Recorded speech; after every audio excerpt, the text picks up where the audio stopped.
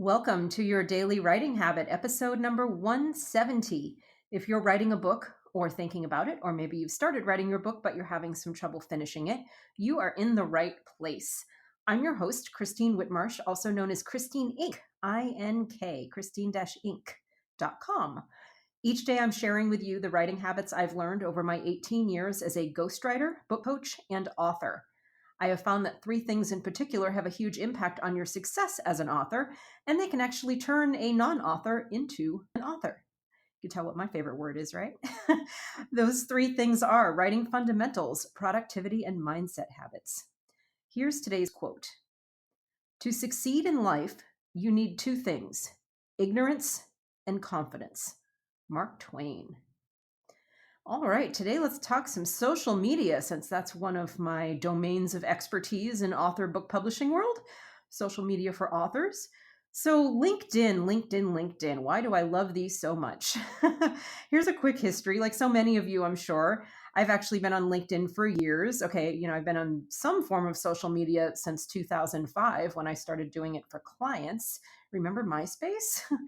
But mostly, LinkedIn was just kind of, here and there. Facebook was in its heyday. So I was mostly on LinkedIn and name only, just really a presence, because honestly, not much was happening there outside of people looking for jobs and recruiters looking for people looking for jobs.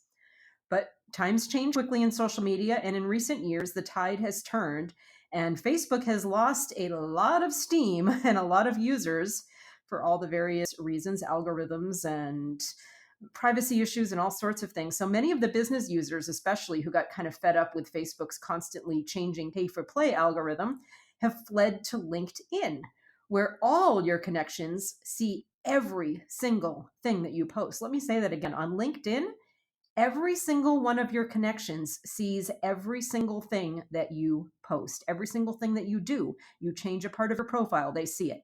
So it's like the exact opposite of Facebook. Sometimes you don't know if you still have friends. So that's the reason I love LinkedIn so much. And here are some other things I love about it, especially for authors. It is a social media medium literally dedicated to the written word. It's practically custom designed for authors. So yeah, like I said, it originated in the job search space, but just like every other social media network, it has evolved to include all areas of business. And in doing so, it has ended up focused heavily on writing. Now, that can be a pretty challenging thing for other people in business, especially non-writers and people who even shocking, fearful. I can't even imagine they don't like writing or there's people who don't like writing, believe it or not, and they're not good at it, maybe kind of like me in accounting.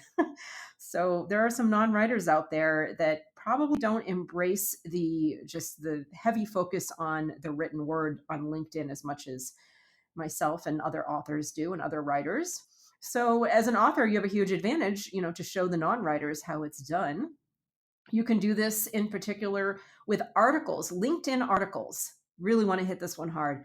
LinkedIn articles are a huge opportunity for authors because something about LinkedIn I've noticed is people like to stay on LinkedIn. They don't like it, to go to your blog or go to a YouTube link or whatever. People like to kind of stay there because the conversations on LinkedIn are pretty stimulating and they're pretty awesome business-wise. So even if you just, repurpose one of your blog posts every week, I would say at minimum, as a LinkedIn article, that's a great way to get exposure on LinkedIn. Again, everybody in your network sees whenever you post an article, whenever you publish an article, it'll say, Christine published an article, everybody go read it.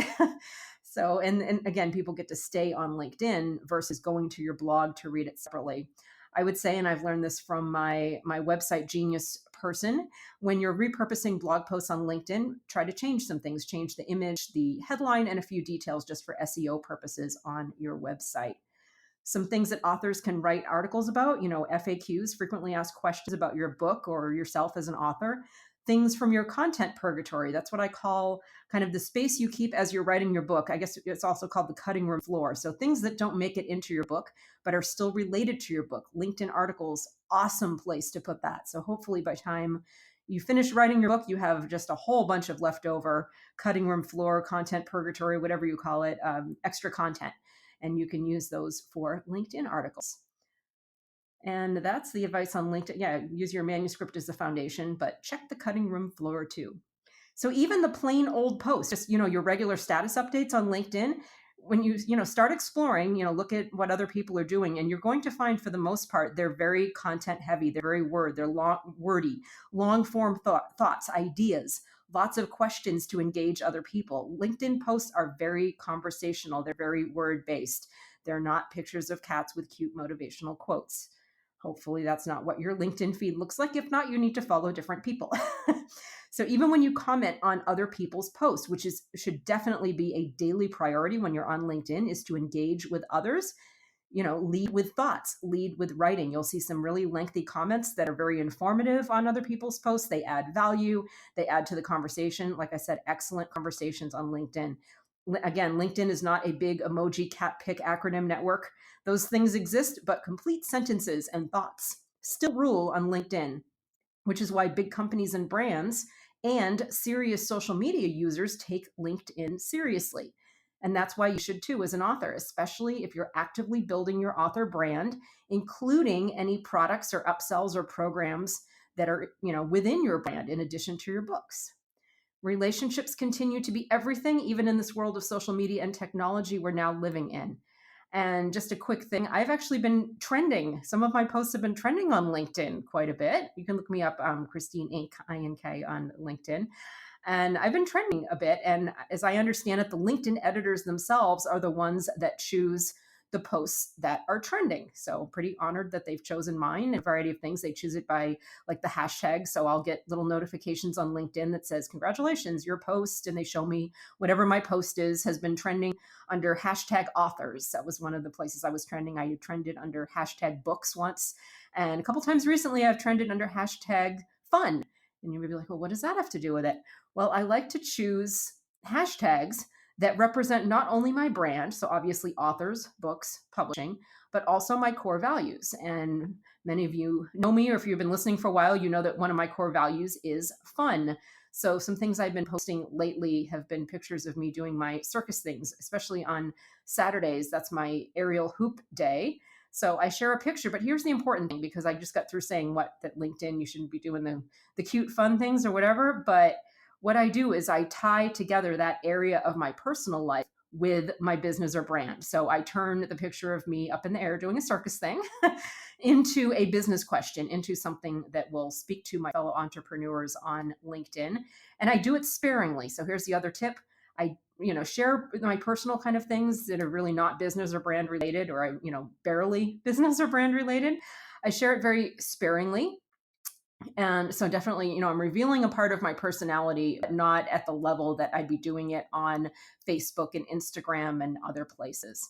So, share, connect with your brand and business when possible, but definitely don't leave you as a person off of LinkedIn. Just like any other social media, you need to be a complete person. Nobody's buying a book based on the cover alone. They need to know there's a human author behind it. So share personally, but again, not as frequently as you would on other more personal social media networks. And that's today's message. Be sure and drop by my Inc. Authors group, speaking of Facebook, Inc. Authors on Facebook for motivation, accountability, book writing and publishing resources, and more. Thank you for joining me here on Your Daily Writing Habit, where I'm helping you write and finish writing an awesome book. And if you know someone else who wants to do the same, please let them know about your daily writing habit. I would appreciate it. Thank you. And until tomorrow, happy writing.